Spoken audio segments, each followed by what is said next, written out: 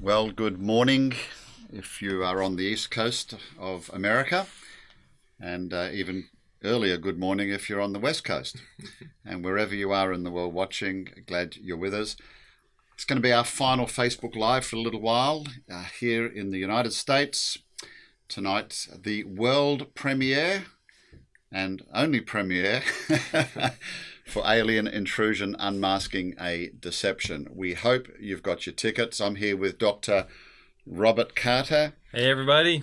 And Keaton Halley. Hello. Keaton Halley has a master's in apologetics, so he's able to help us today with some theological perspectives. Of course, everybody's a theologian, or thinks they are. Isn't that right, Keaton? Mm-hmm. So today we're going to try to answer more of your questions. A little bit of late notice about this, but bring them on right now.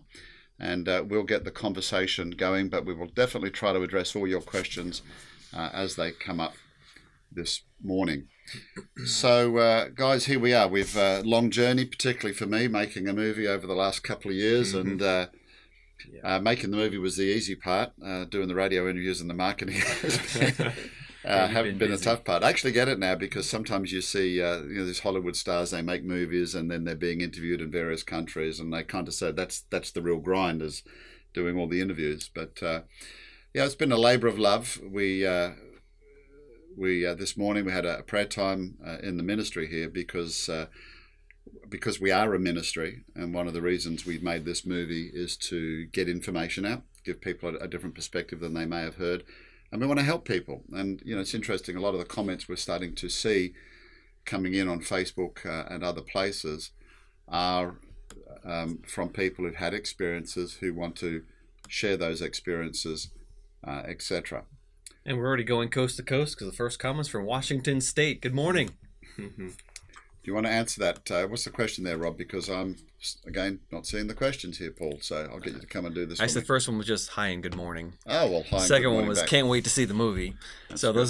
We're going to get a lot of comments like that, I hope. If you do have a specific question, please fire it at us and we will do our best to answer it. So let's just get a general discussion going. Some of you may have been here before, but, what is the actual movie about? What can we expect?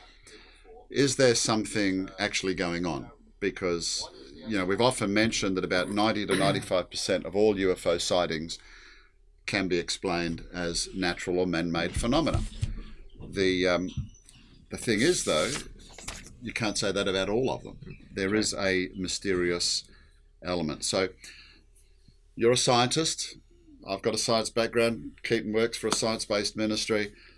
What can science show us about this? What can science actually tell us? Or can it actually tell us anything? Or can we use science to start and say, tell us what it's not, and then what's left? Yeah, that's basically what science has to do. We look at all of the evidence that we have. Look at all the reported sightings, the things on radar, the people, photography, and we can pretty much weed out most of the UFO sightings by saying, no, that was Venus, that was an airplane taking off at sunset, or that is the International Space Station. There's a lot of sightings. Most all of them have a very simple, very quick explanation. But then when you get to the point where you can't easily dismiss it, that's where science has to take a step back and say, okay, now what is the other possible explanation for this smaller set of unexplained phenomena? So actual using real, testable, observable, what we call operational science can tell it's what it's not. Yes. And then we're left with, other options, other alternatives. I said yesterday, one of the problems is with sightings, we can't bring it in, weigh it, and test it. But the thing is, that might not be a satisfying answer to most people, Keaton, because my experience is most people want a UFO to be an alien spaceship. Why do you think that is? Yeah. Well, there's a huge, just amount of cultural influence where this idea resonates with the popular imagination. We see sci-fi movies that are constantly talking about extraterrestrials. And, what I liked about your book, Gary, when I read that myself years ago, is well, the subtitle is UFOs and the Evolution Connection. And, our ministry is all about explaining how much of this sci-fi interest is rooted in an evolutionary worldview. The whole idea is that, well, life on Earth came about just by random, naturalistic, chance processes. And the universe is such a large place. There's so many extra, stars out there that must have planets revolving around them. Wherever else the conditions are right, suitable for a habitable planet, one that could sustain life, the evolutionary worldview says, well, life must have evolved just by chance on those planets as well. So this is a major reason why people believe that extraterrestrials, alien life forms exist out there somewhere, is that they have a worldview that says life comes about by chance. So some of the comments yesterday, I was actually answering some last night and say, you can't say they don't exist. I've seen one. We've never, ever said they don't exist. What we're trying to explain here is applying a scientific rigor to what we see. And actually, that scientific discipline tells us there is actually something mysterious happening. But as I said, when it comes to unidentified flying objects, we can't test them, we can't grab them. The government's now admitted that they're there. So we're left to one other area, I think, and that is people that have claimed to have contact with these entities. Ray asks, do you think there's been a cover-up by the government? Do we think contact has been made? And again, we get back to the definition of terms, because what's an alien? An alien, in the popular culture, people think about it as an alien being from another planet. Do I think we've made contact with alien beings from other planets? No. Now listen, there is something going on, but as we've said time and time again, and anybody that's deeply researched this, including the government, will tell you that they believe that they're dealing with something extra dimensional or interdimensional. So whatever term you want to put on that, if you want to call that alien or extraterrestrial as not off this earth, you can do that. Even the term interdimensional, I wouldn't use that myself. I would use, say, spiritual or supernatural, because these entities, these beings, whatever they are that emanate in our realm, seem to defy the laws of our natural world. Yeah. And this is not only your conclusion, Gary. Isn't that right? That certain secular researchers who've looked into this UFO phenomenon, the abduction experiences, my understanding is they've also come to the conclusion that there's something beyond what our normal, physical realm can explain. Well, in the movie, we interview Nick Redfern, which was a real coup for us. Nick is probably the most prominent modern ufologist today. He's written over 40 books on this type of subject and the paranormal, and he said that, in the early days, he believed that aliens were traveling here in faster-than-light spaceships, and his views have changed to align with someone called John Keel, a former journalist, I think, either with the New York Times or the Washington Post, I can't remember, who started investigating this. In fact, viewers, you will remember his book called The Mothman Prophecies was made into a movie starring Richard Gere. And he said his views became aligned more with John Keel's, as that we were dealing with something that coexists with us and has always been with us, but changes its form to be more popularly acceptable, if you like, to the culture. That was also the view that Dr. Jacques Vallée discovered. Another guy who's written, a PhD astronomer, who's written, I think, 13 or 14 books on the subject. Steven Spielberg's movie Close Encounters was in part based on his research and that of Dr. J. Allen Hynek, who was a government researcher. Hynek used words like paraphysical, paranormal, the occult he even used to determine that we were dealing with something not of this world, not tangible like stuff of this world. But here's the thing. They do not believe that beings are flying here from a galaxy far, far away. So what is it? And this is where I think the most powerful aspect of anybody researching this, and indeed the most powerful part of the movie, are the testimonies we have of people who've encountered these entities. And I need to be frank here. The popular view is that these are benevolent aliens. I was on Coast to Coast the other night with George Noory for 2 hours. I mean, that's the longest running show in the world on this subject. And George completely agreed with me. It's not nice what happens to these people. It's not good. I mean, you guys have not interviewed as many people as I have, but you've seen the movie, and I think that's probably the first time, firsthand, you've seen those types of accounts. But what was your impression in listening to these people? Well, actually, Gary, when I first read your book, the two largest takeaway points from that book that impressed me the most are two things you said. One is that the story morphs according to cultural views. That was surprising to me. The second was that the number of people that interact with these, whatever they are, come away with really bad experiences. That's really surprising. However, let's go to another question here. We've got another question from Ray. Do you think, and this is going to be interesting to a lot of people listening, do you think that there is or has been a cover-up by the governments of the world? Well, I like that the movie actually goes into the evidence of what happened at Roswell, for one thing, because that's a major question on people's mind. It was a cover-up. And exactly, at least it was a top secret government project at the time. Top secret doesn't necessarily mean alien. Yeah, that's right. Area 51, for example, which people think flying saucers have been harvested there, and we're using their technology. It's how come we have lasers today. It is a secret base. They've developed stealth technology. In fact, one of our scientists developed atomic clocks, a technology for atomic clocks that actually rendered the stealth bombers visible on radar. Right. Now, they developed stealth technology at Area 51, and he kind of, because his atomic clock technology made that technology a little bit redundant, which is quite funny. So, yes, but in this area, we've said time and time again, the government knows it exists. There were 3 original projects, Sign, Grudge, then Project Blue Book, Dr. J. Allen Hynek, and we have footage of him. He's probably the most well-known and respected ufologist in the world. And the interview we have with him said that he became frustrated because when they got this small percentage of sightings that they couldn't explain, he was told to purposefully explain it as something else. In other words, because the government didn't know what they dealt with, and he's the guy, I don't know if you know this, gentlemen, but he's the guy that came up with the swamp gas theory. So when people say it's just swamp gas, it was actually Dr. J. Allen Hynek who invented that. Actually, swamp gas doesn't account for mistaken UFOs. There's no such thing. So today, of course, we've had a soft release by the government through some of their cohorts, and they are now admitting, and I think we are on the threshold of possibly in the future of the government saying that they believe we've been visited by alien beings. Now, I read out some quotes from the government yesterday. That it was candid, or their representatives candid.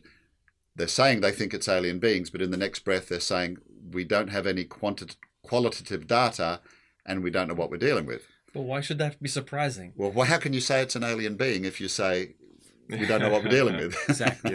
But the government's made up of people. We refer to the government. No, that's a bunch of people who have opinions and who have experiences and who have, it should not be surprising if people within the government come to the same conclusions as people within the culture. And certain people in government say, oh, we've been visited by aliens. Okay, a lot of people in the culture say the same thing. Yeah. It doesn't mean that the United States government or the Australian government or whatever government in the world, the United Nations, absolutely knows for a fact that these things are true. Yeah, we know that we're seeing things. That much is true. And it's not, as well, I think the question was more directed at the idea that the government is the one who's maybe building these craft, or, that it's their own top secret weaponry and aircraft and so forth that they're covering up. And we would not say that that's the case. Rather, they're simply investigating the phenomenon like everyone else and coming to the same conclusion. Yeah, that it's mysterious and we can't test it. I think the expectation is that if I see something and fighter pilots and airline pilots are seeing these things on radar, the government must know what it is, and because they haven't told us, they're covering it up. But here's the issue. If we can't test it, we don't know what it is. And so that brings us, why should people see the movie? Well, my thoughts here, and I'll get your thoughts, guys, is we mentioned yesterday, is because typically the pop culture, the Hollywood version, if I can call it that. And when I say Hollywood, I mean even on shows like UFO Hunters and Ancient Aliens, and people come up and say, I love that show, I watch it all the time. Well, I'm a UFO investigator, UFO researcher, and I can tell you I take those types of shows respectfully with a grain of salt, because they are trying to, if you like, popularize this view, because it's about selling a product, selling a medium, and TV is, might be more sensationalistic oftentimes. Yeah. Now, as I said, there is something going on. So we have to be realistic in terms of what we're dealing with, and that's what we're trying to do in the movie. In other words, we're not ramming a view down on somebody's throat. It's a scientific approach. As I said, we've got the onion. We're unpeeling the layers. Science can tell us what it is. No, unfortunately. Science can tell us what it's not. Then we're left with the experiences of people in terms of trying to determine the nature of it. And that's the thing, isn't it?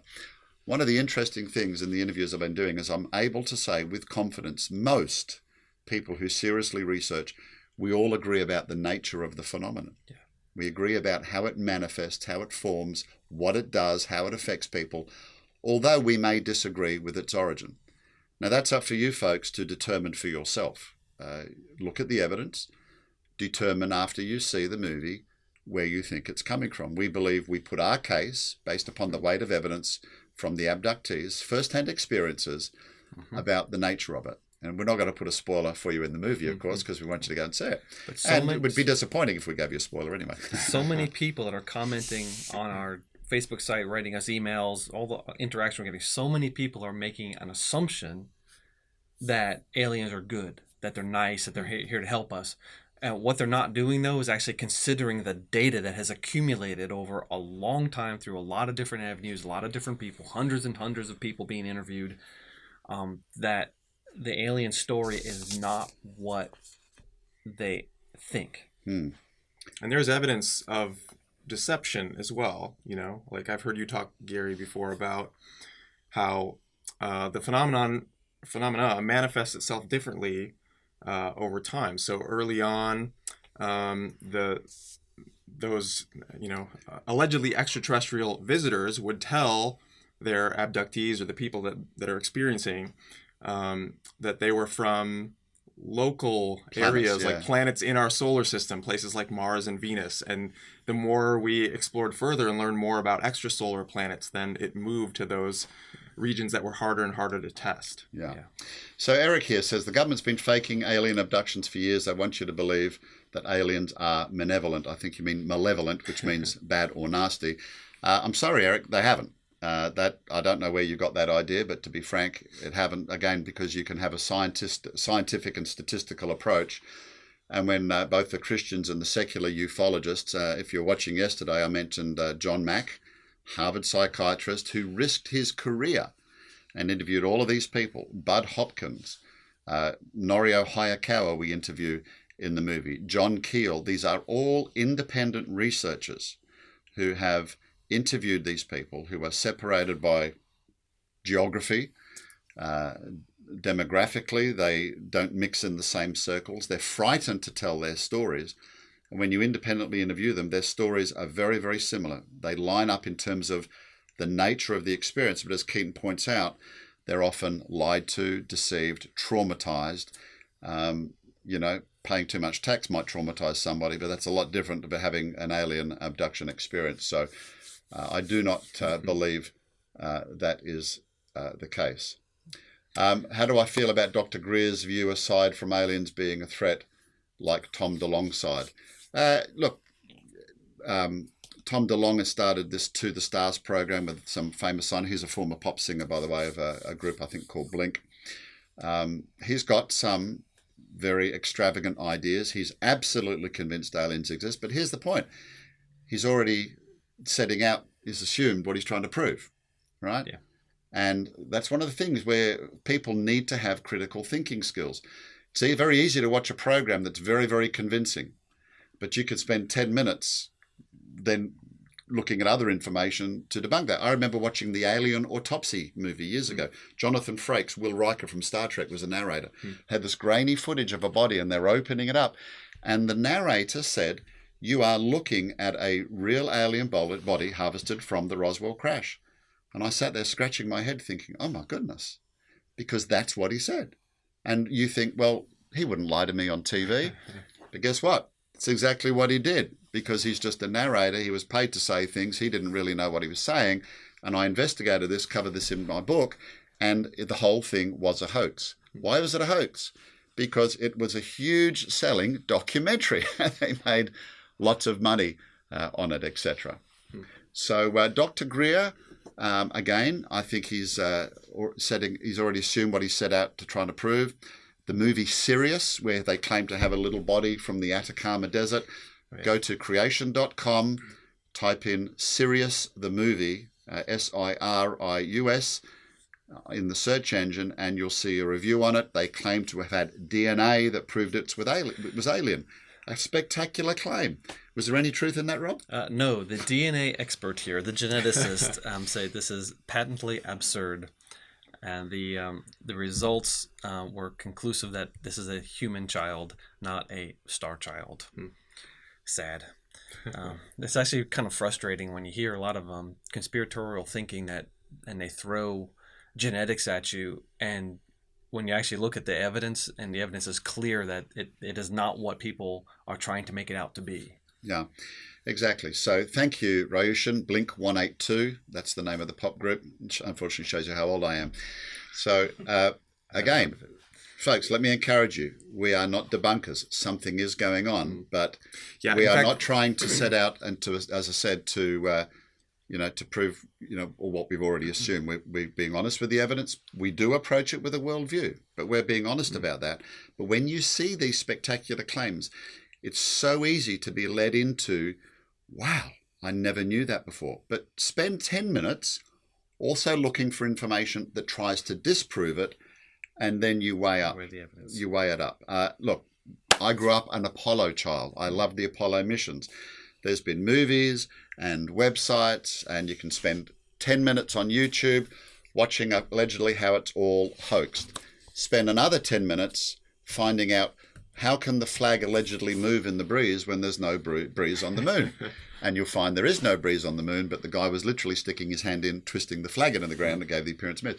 So always seems convincing in light or with the absence of another explanation. That's what I want to encourage you to do with all the information. Keaton, you were going to say something. Yeah, well, I just think we need to clarify what our own position is, because Jordan has asked us, so are you guys saying you do or don't believe in aliens? We've talked about how you can't dismiss every aspect of this as hoaxes or natural phenomenon purely. A large majority of it might be that, but there's a residual amount of experiences people have had, things they've seen, that we wouldn't chalk up to mistaken identity and that sort of thing. So are we saying therefore aliens exist, or what's our position? Well, what's your definition of an alien? I said that at the beginning. So again, you apply your cultural view. Aliens not of this world? Yes, they absolutely exist. Are they beings flying here in a spaceship from another planet? No. They are interdimensional beings visiting us from another realm or dimension. You might put another word on that realm or dimension as supernatural or spiritual. And that's not just a Christian take. Because right. Dr. J. Allen Hynek, a former government researcher and one of the most respected ufologists, the guy that actually brought this to the fore, was employed by the government. He used the same terms. Harvard psychiatrist John Mack, right, came from a materialistic, atheistic home, one where, his parents were educated into the medical field. He uses the word, it is spiritual. So it is a definition of terms. And what you're always going to do is bring your worldview to interpret the origin of where they come from, because we can't go there. They're obviously coming here, but we can't go there. It was interesting. We talked about it's changing its form. Here's a little factoid for you, ladies and gentlemen. We've seen these encounters for centuries, but the classic stereotypical grey with the head alien on the ship, which Bud Hopkins and John Mack have often heard of from the testimonies they've received. We didn't see that appear until Close Encounters Yeah. of the Third Kind. Vitrice mentioned they're I don't one know of if their everyone favorite will movies. know the term gray is what you use. The grays is that stereotypical alien-looking being in that physical form where they've got sort of those dark, large eyes, bald head, a skinny body. That sort of form is what you're talking about. And people believe to have, there were people who claim to have seen aliens and UFOs before this movie, Close Encounters of the Third Kind. But that was actually the first time when that gray appearance became popularized, and then since then they've appeared in that form. So someone mentioned earlier that Alien Intrusion was their favorite movie of all time. Close Encounters, sorry. Sorry, yeah. Yeah. Yes, of course, Alien Intrusion is their favorite movie of all time. We hope it will be. Close Encounters is a favorite movie of all time, and yet the cultural impact of that movie was profound. It shifted everyone's view of, no longer the round flying saucer with the man in the silver suit. That's perfect. And in fact, when I've been doing all the interviews this week, they say, what got you started in it? That movie. That movie, yeah. Because we had Star Wars, and then Close Encounters, actually, the original Star Wars, which is now episode 4. But right after that, Spielberg made this movie. So that's what started it. So let me give you an example of that. 1896 and 1898 in the US, there were two flaps. A flap is a rash of UFO sightings. It was called the airship waves, 1896, 1898. You can see some hand-drawn pictures that appeared in the Washington Post at the time. And they said these craft landed. They looked like balloons or blimps that we had of the day. And the craft landed, and humanoids got out and spoke to them. And those humanoids claimed they were from another planet. So they didn't appear as insectoids, reptilians, greys, etc. That was not the common view. Now you can kind of have any shape or size that you want to be. So again, the very, very mysterious element. Why will they not comment on the opening in Antarctica? Well, what you need to do, Chris, is tell us what you think is in Antarctica and tell us about it. And then we might be able to answer it. We are not omnipotent and unfortunately don't know everything there is to know about everything. And in that particular case, I don't know. If you are referring to a hollow Earth idea, no. No, again. Jump in the shark, buddy. Yeah, a bit of critical thinking. It's physically impossible. Just say that. You don't even have to go any further than that. Structural property of rock is not possible to have a hole of that depth, that size, hollow earth. No, it would have to collapse unless it's made out of some substance that we can actually physically model in our laboratory. So therefore, it's not true. So from a Christian point of view, though, others would say this is where fallen angels and demons reside as well in the hollow earth concept. Thoughts on that? That gets real thick, real fast in the theology. Exactly. And they would say that there's some scriptural basis to it. It's actually something I've investigated. I know people have different views there, but I don't think it is actually a tenable option out of Scripture. Yeah. The legions, the legion of demons cast out of a pig. They asked to be cast into a pig. But there's no indication they went into a hollow earth. And once again, from a theological Christian point of view, the same rigor applies. If you hear something spectacular and people say confidently, well, it obviously means this, you then need to look for opposing views from someone who does not support that view and weigh it up. Our human tendency, ladies and gentlemen, is to gravitate towards something that sounds spectacular. And there are often much more reasonable explanations when going on. Pete Hall, I appreciate you liked Alien Intrusion, the book.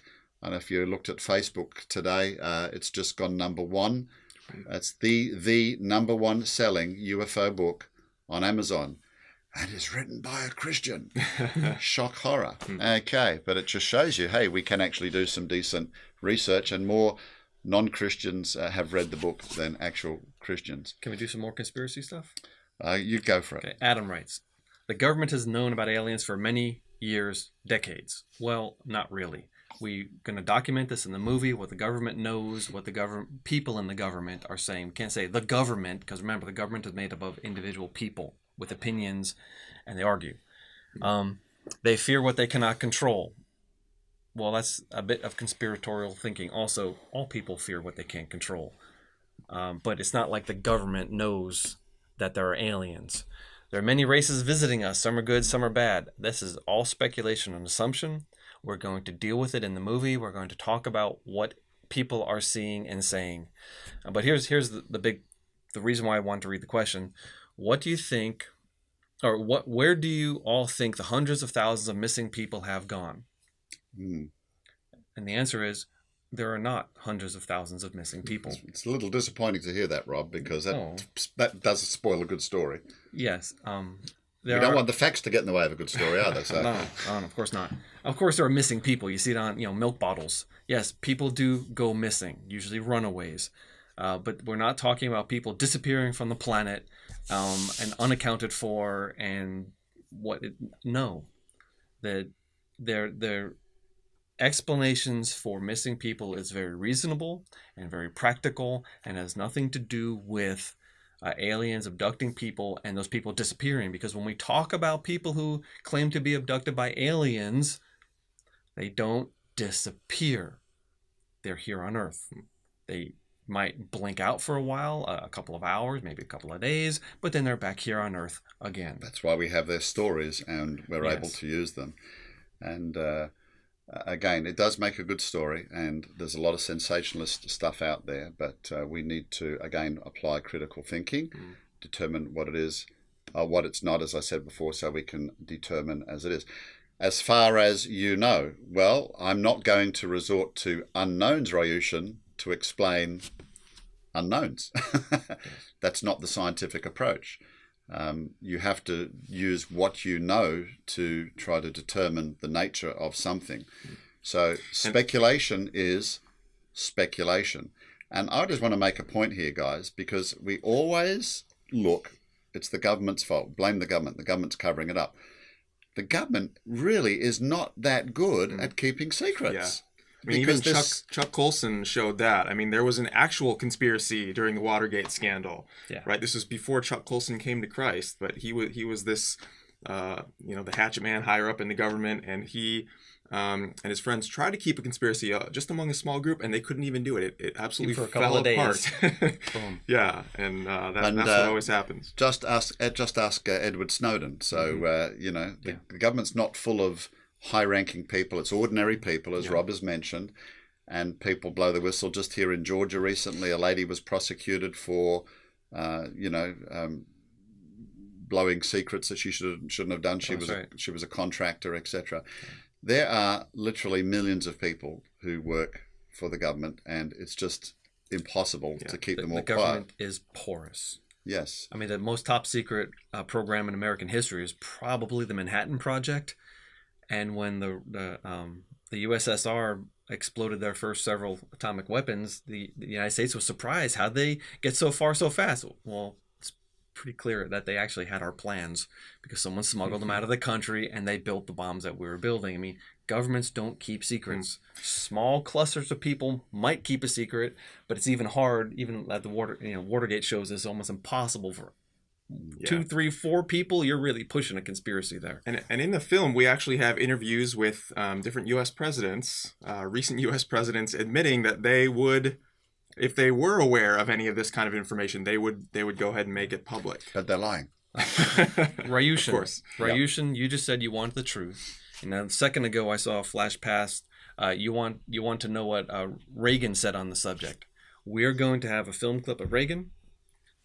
Someone's going to dub over Jimmy Carter, unless that's it's a dub, right? It's not an audio recording. Yeah, but it's actually his actual quote. Yeah, it's his actual quote. And we're going to show Bill Clinton, U.S. presidents talking about aliens. It's going to be very interesting to hear what they say. But you want the truth? Come see our movie. We're going to do our best job presenting the truth as we see it. So 7 p.m. tonight, again, we actually had some reports today that some theatres have sold out. So I would suggest if you turn up, you might be a little bit disappointed. If you book tickets and there's demand, often a lot of other cinemas will open a second screen there, etc. So Joan writes, hello Joan, and she writes, why these so-called aliens only appear to individuals or couples. not over a Yankee Stadium during a World Series game. Well, when you mean aliens, yes, the alien abduction experience is typically in small groups.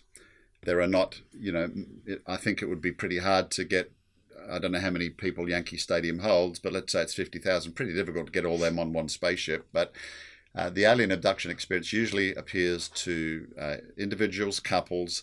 The Allagash 4, there were 4 of them in that particular case. However, there are mass sightings. Mexico City. One of the most, Mexico City, 1997 was it? 1997, 98.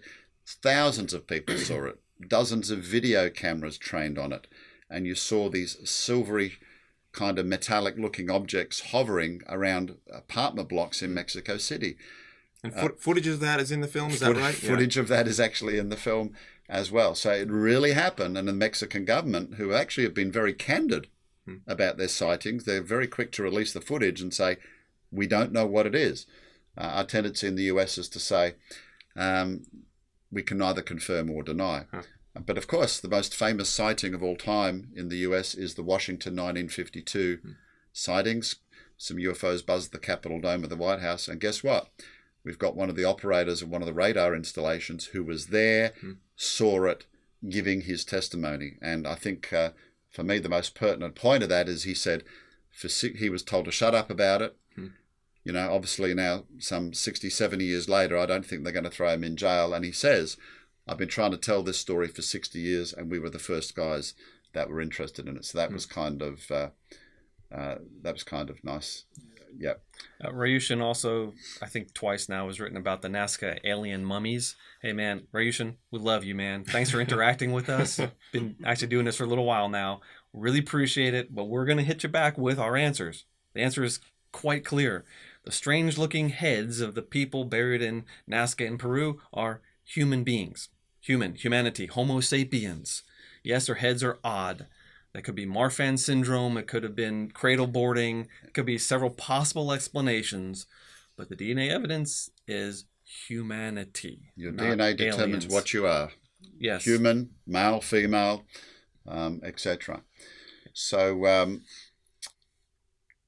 Jerry Francis says, I don't understand why every unexplained event must have some conspiracy type answer. Okay, exactly. Why can't a giant hole have a scientific answer? Etc.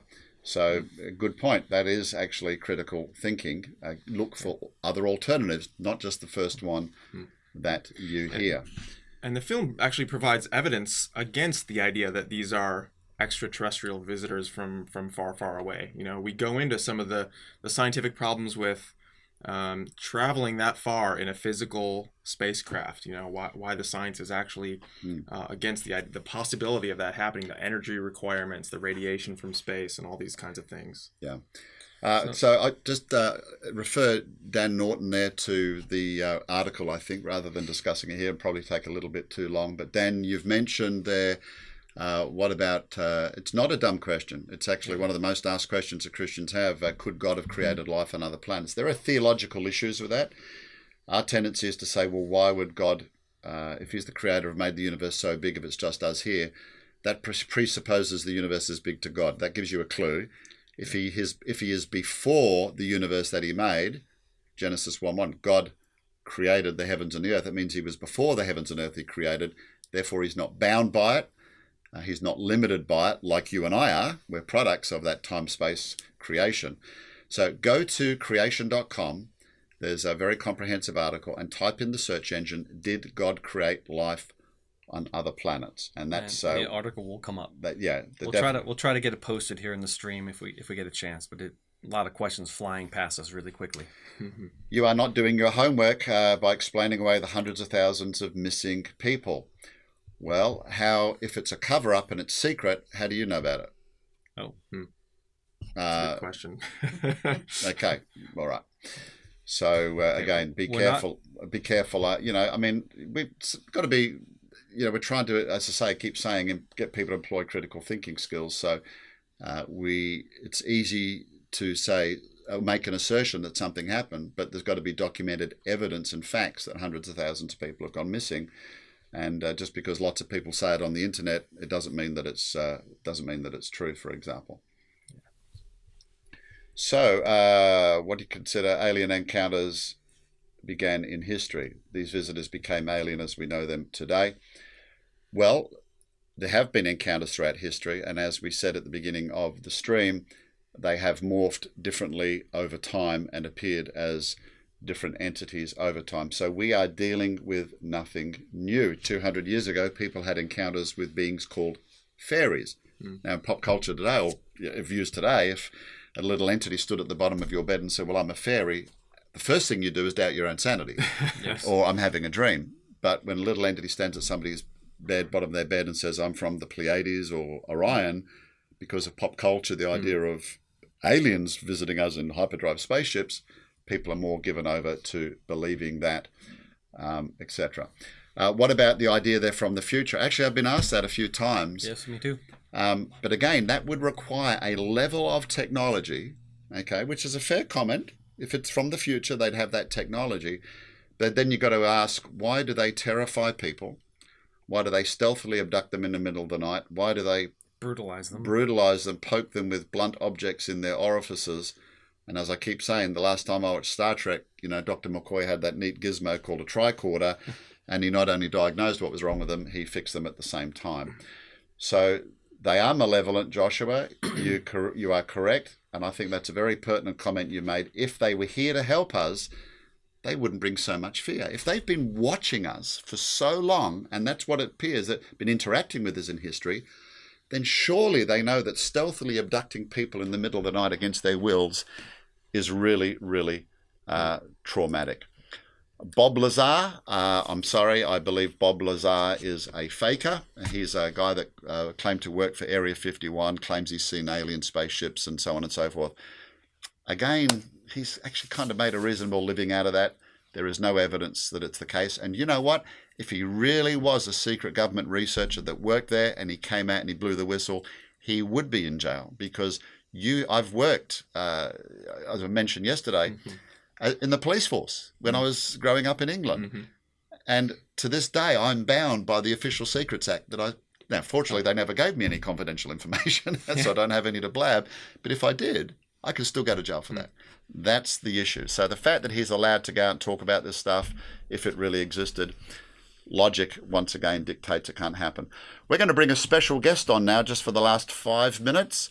Hold tight. Keaton, thank you for joining us today. I'll get you to go and grab Joseph for us. All right. And I'd like you to meet... Hope you all enjoy the movie tonight. Yes, tonight. Oh, I can't wait. So Cody writes, as someone who is an experiencer growing up in the church, I cannot overstate the importance of this movie. Well, I appreciate that comment. Yeah, I didn't, we know Cody, he's a good guy, but I didn't realize that he was a self-proclaimed experiencer, and that actually hits here, knowing that we might be helping people to explain things that they can't explain necessarily that have happened in their life. What about Travis Walton's experience? Sorry about the big crash there. Sorry. So that doesn't reflect on the quality of the movie that this man helped make, by the way. So I took all the table crashing noises. So here joining us now, just for the last few minutes, is Joseph Darnell.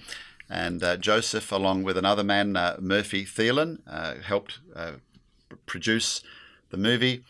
Joe came in towards the end of the project. He's been doing a lot of the cleaning up and getting it all ready for theatre, and helping with the soundtrack in particular. I think you're going to enjoy. By the way, we talk about interviews. It's not just interviews, is it, Joseph? Give people an idea. You are a movie maker. You're a professional. You've been doing this most of your life. You've made movie projects before. So I'd like people to hear from you, what your honest thoughts are of the movie, the quality, what people can expect to see in it. Well, I didn't start on the film when y'all got started from scratch, looking at a screenplay or the original pitch of the film. And what I saw was the original rough cut of the film, start to finish, something that you could watch that had the music and a lot of the original edits so that you could get the entire picture of everything from beginning to end. And it was already very captivating. I don't watch a lot of documentaries. I don't typically enjoy, a documentary film. It's not as entertaining as what I'm interested in seeing in theaters. I'm not going to go to the theater to watch a documentary. I'm going to go to the theater to watch Star Wars and Christopher Nolan films. And so what blew me away was that while working on the project, I've honestly not grown tired of the subject. I haven't grown tired of the information, and I find it all very intriguing because we're not talking about myths, we're not talking about science fiction, we're talking about real world issues, things that are really happening. We're uncovering the truth and avoiding a lot of the speculation you get from a television documentary that is discussing UFO sightings. It's a little bit more of a scientific approach, and it's entertaining along the way. You can't help that. It's an engrossing topic. We do have a bit of sci-fi stuff in there, don't we? We do address the cultural aspect of science fiction, but it's not dwelling on that and leaving a feeling of emptiness and leaving you wondering and scratching your head. It'll be a film where you really feel like you got some answers. You know, you worked on the, obviously getting the soundtrack levels right for the big theatre type experience people have. For me, personally, I mean, I was there for every bit of footage and post-production, but one of the things I really, really love in the movie was the soundtrack, the music that's composed by a guy, an Australian living in the UK. His name is Cliff Bradley. He's produced scores for movies. I hope someday you watch this feed, Cliff, because I think you are a genius, and the movie music is just quite spectacular. Perfect. Here's a little clue for you, a bit of inside knowledge. So you need to go and watch the movie. This is an insider's secret I'm about to reveal. If you want to go viral with it, fair enough. Right at the beginning of the movie, the introduction, you'll hear some music and you'll hear some Morse code. Or whatever it is. I don't understand Morse code going on in the background. Dots and dashes. Dots and dashes. And I didn't know until we were well through the project that Cliff had incorporated that in his music score. The Morse code typed out actually means "we are not alone." There you go. Easter egg there for the so Morse code nerds. So there you go. It's a conspiracy. You know, we're backward tracking the music and all that type of stuff. So watch out. So we appreciate you folks being with us. In the US, world premiere tonight, 7 p.m. We hope you get along, have a great experience. We'll see you on the other side of Facebook. And if you're watching here from other countries, so definitely in New Zealand, Canada, Australia, and even to a smaller extent in South Africa, you will have an opportunity to see the movie. Go to a website called fanforce.com. You can request a screening. You can be involved in even bringing it to your area. This is called a cinema on demand model. I encourage you to do that. You think people are going to enjoy it, Rob? I think they're going to love it. Think they're going to waste their money? No, not at all. In fact, I think most people are going to walk out of the theater saying, wow, that was so much better than I thought it was going to be. Even the people who are looking forward to it. There's going to be a lot of things for a lot of different people. And I'm really hoping we're going to impact people's lives with this. So, Sean, you've just put here, these guys are Christians pushing your agenda. Have you not been here for the last 40 minutes? Yeah. Because respectfully, if you knew anything about the subject, we've made the point that both the Christian view and the non-Christian view are very aligned about the nature of it. Now, the pop culture view. The pop culture view. Now, if you watch the movie and you disagree with our opinion, I don't have a problem with that. But, you know, the one thing I do have a problem with is opinions that are uninformed. Well, and I want to add that I have not seen many Christian films that look like this one. The first hour, you might not even realize that there was any Christian research at the heart of it. Okay. It's a really thorough the scientific analysis, and we happen to be Christians. We're trying to shed some light on the topic here, but it's not a Christian film as you typically think of it. It's not glossy Christianese that you'll see on the screen. In fact, one of our biggest difficulties is actually getting Christians to watch the movie, because they're usually disassociated with the subject. And I think I have done, and it would not be an exaggeration to say, and I've even lost count, it would be somewhere like 40 to 50 media interviews in the last 4 weeks. and they are surprised that a Christian is involved watching the subject. But here's the thing too, Sean. Why would I be accepted in secular UFO circles, the mainstream UFO circles? Why would I be on a show like Coast to Coast, the most well-respected, long-running radio show on this subject in the United States? And definitely not a Christian show. If my research and my views were not respected. So, as I've said, we all agree about the nature of it. We might disagree about its origin, and we do give you a view of what we believe the origin of the phenomenon is. But guess what? You're going to be surprised because it's based upon the actual evidence, actually what's happening, and actually what stops these terrible experiences for people. And I actually think it's a little unkind, because I'm free if people want to have other views, but there are people watching this Facebook broadcast now who've had this experience. Yeah, several. And I can tell you, it is awful and shocking. And those folks need help. They need closure, and they need empathy to their experience. So regardless of our worldview, the one thing we can all agree upon is that we need to show some empathy for one another, and for these people who've been marginalized, victimized by their experience, often ridiculed, can't go to work, can't tell their families. And you'll see some of those, basically soul-destroying testimonies in the movie. So I encourage you to have an open mind on that, and at least be open-minded to understand that there are other views out there. I do. I rub shoulders with secular UFO researchers all the time. And guess what? If we've got about 50% of the interviewees coming at it from a non-Christian perspective, it's a little bit hard to say that we're pushing our agenda. See the movie. You might disagree. It might be an inconvenient truth, but I don't think you could accuse us of certainly pushing any particular agenda.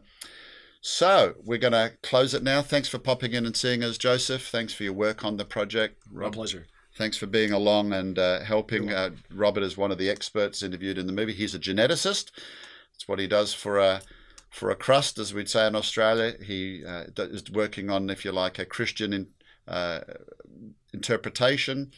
I kind of like it almost to the liken it to the Human Genome Project. What can we understand? It's real science, real stuff that you can test. So Coast to Coast does have too many cooks and a few people on there, but that's what makes the show interesting. Not all views are equal, of course, and we've heard today there are a lot of theories out there that are not testable and provable.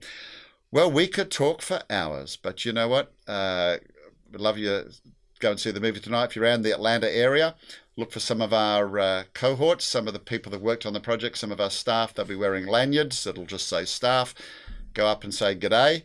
Let them know what you think about the movie.